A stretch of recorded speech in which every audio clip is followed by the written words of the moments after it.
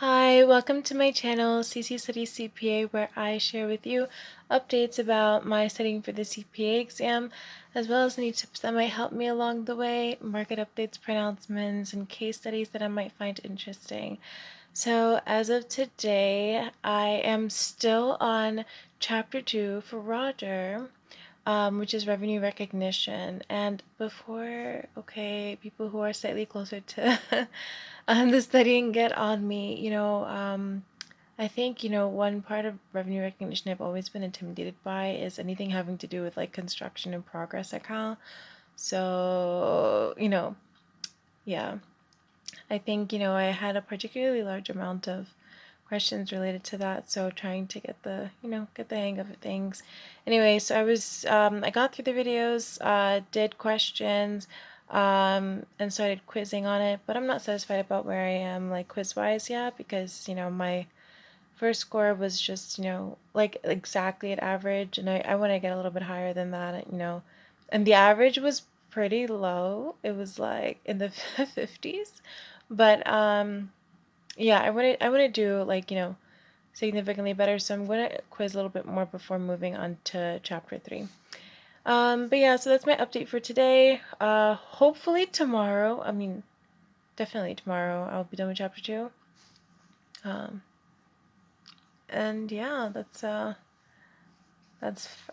for the updates. So today, I also wanted to share a case study, a revenue recognition case study, on the more simple side of revenue recognition, not concerning construction in progress account, but that I think is important to learn and understand, since the revenue recognition standard changes, implemented starting around 2018. It's just important to know and understand. And I think the case study and like reading it, going through, and or at least listening to it. I actually didn't like read through it. I just had my computer sort of read it off to me. But listening to it definitely did help me just like cement certain, concepts around revenue recognition. Some that I sort of already know and recognize, but, just applying it in different circumstances, and so that I can see how to interpret in certain situations. All right, so I'm just going to go through and like actually read a lot of this case study. I might skip around a little bit. It's from revenuehub.org. Sorry for the shaking of the phone. I'm trying to hold it so that, because this is going to be a little bit long. But yeah, I'm going to skip around so that hopefully this is not too long. And yeah, I'll leave you with that for today. So the case study, which I will link in the description, is titled Software and Post-Contract Customer Support PCS Case Study by Cole Moffat and Andrew Walton. It was published in 2020 and is shown on the revenuehub.org website. So I'm just going to read it. Many software license sales also include other services such as phone support and periodic software updates, collectively referred to as Post-Contract Customer Support (PCS). Accounting Standards Codification ASC 606 treats the distinct elements of PCS like other performance obligations within a contract and does not subject PCS to industry-specific guidance. So this case study will follow a typical software license sale through each of the 5 steps of the revenue recognition process, from first identifying the contract through to revenue recognition, and links to other relevant Revenue Hub articles are cross-referenced at the end of the article under, the relevant heading. So background information. Architecture Corporation, ARCAD, develops software suites for design professionals and architects. The company's flagship software package, Architecture, is a robust software program that allows architects and engineers to design all aspects of a building, from structure to plumbing to cosmetic interior design. Architecture is an off-shelf software suite with no end-user customization. ARCAD provides bug fixes and minor updates on a when and if basis, traditionally occurring over the 3 years following the initial version release. There is no set pattern for these releases. Some updates are released within a few days of each other, while others are months apart. ARCAD has historically established vendor-specific objective evidence, VSOE, for the separate selling price $500 of these bug fixes and updates. A completely new version of architecture is released every 2 years. The newest version, Architecture V, was released on November 1, 20X0 and currently sells for $5,000 per package. This price includes $4,500 for perpetual software license and $500 specifically for bug fixes and updates. ARCAD generally gives a 4% discount to firms that buy large quantities of licenses at a time. There is no official policy, but historically, single sales of $100 or more licenses have merited the 4% discount. ARCAD offers a 24-hour priority phone support subscription for $100 per license to any architecture user. This priority phone support is available for purchase at any time, but is only valid for the 3 years after the initial version release. Like most companies in its industry, ARCAD does not track phone support usage data of its customers relative to the initial purchase of architecture software. ARCAD has a December 31 year end. Frank Lloyd and Wright, LLP FLW, a prominent Chicago architecture and structural engineering firm, was so impressed with Architecture 3 over the past 4 years that it decided to upgrade to the newest edition. The contract is outlined in the following table. So they list a bunch of goods and services. You have the dates that the goods are delivered for, or the services are performed. You have 500 architecture perpetual licenses for February 1, 20X1, expectation of bug fixes and updates for February 1, 20X1 to November 1, 20X3, 24-hour priority support from February 20X1 to November 21, 20X3. Cloud storage from February 1, 20X1 to November 1, 20X3, and total transaction amount of $2.5 million. So that's table 1, FLW sales contract details. So FLW purchased goods and services under the contract for a total price of $2,500,000 on February 1, 20X1.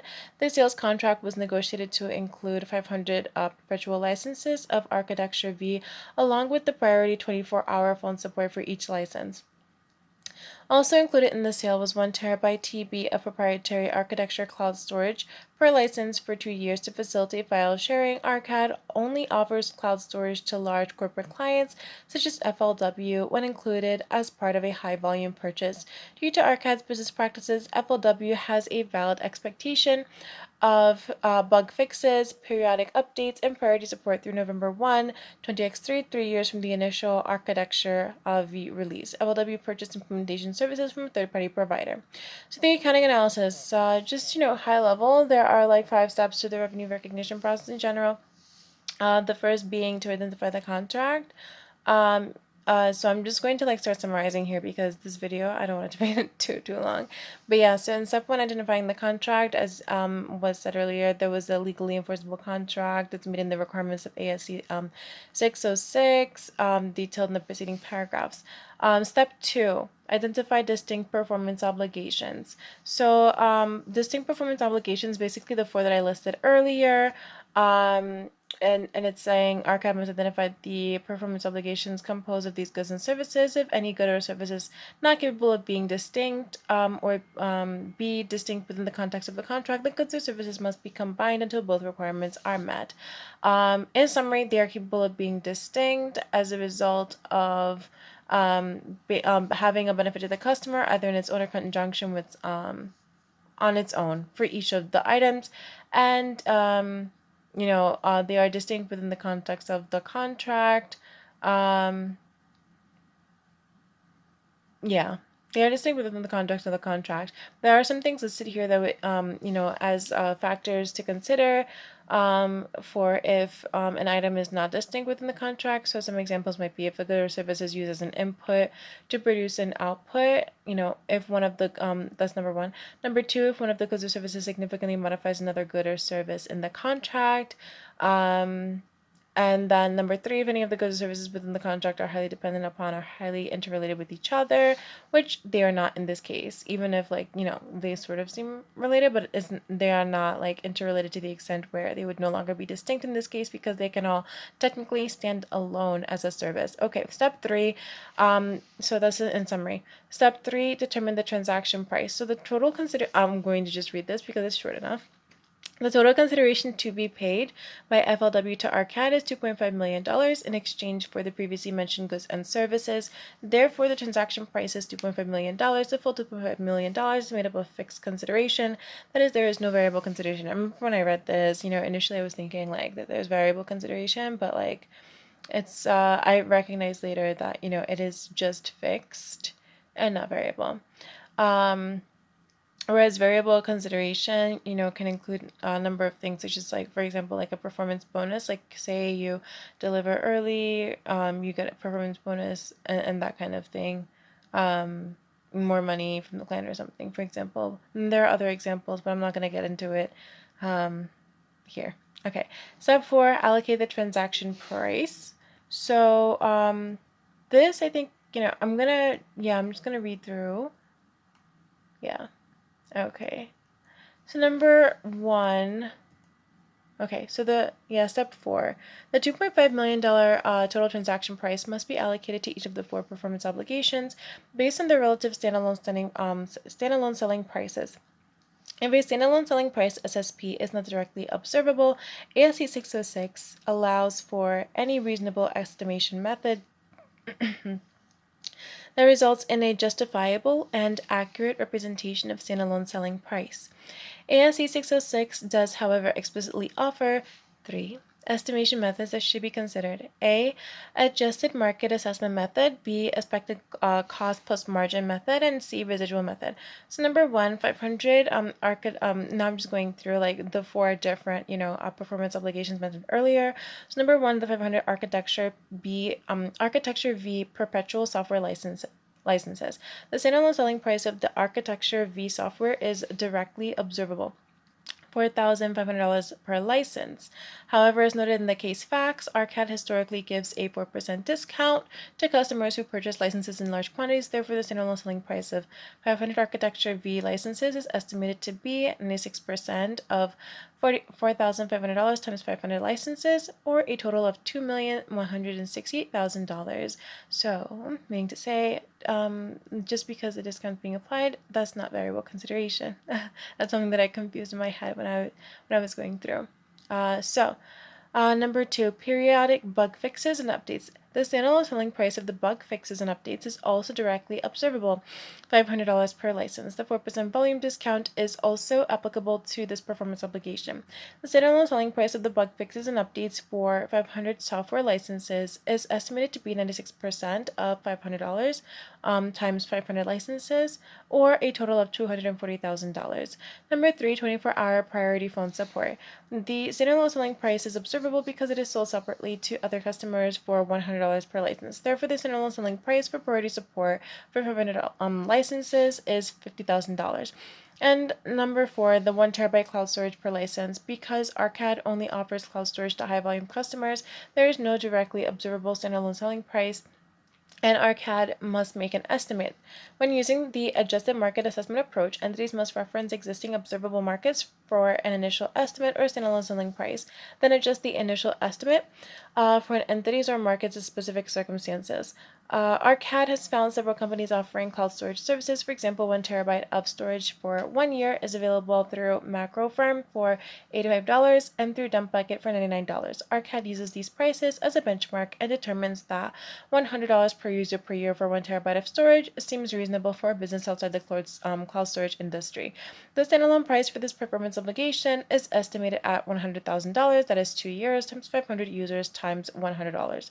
The sum of the individual standalone selling prices, or $2,550,000, exceeds the transaction price mentioned earlier of $2,500,000. The transaction price must be allocated to performance obligations based on the relative standalone selling prices, and then that is done in the table below. Step 5. Recognize revenue. So overtime versus point in time. So as I mentioned earlier, each one is going to be delivered at a certain time. There are like 3 of them for which I mentioned a certain time period. Those will be accounted for over a period of time in terms of the revenue, whereas the first one, the 500 Architecture V perpetual software licenses, they will be recognizing revenue upon the delivery. So that is basically the end of this case study. And I think it's pretty helpful. But yeah, so that's all for me today. Good morning, good afternoon, good evening, wherever you are. Thank you for staying with me here. And I hope that, if you're also studying for the exam, that this is something that might have helped you in terms of understanding and applying via case study. All right. Talk tomorrow. Please feel free to subscribe, leave a comment. I really appreciate you. All right. Bye.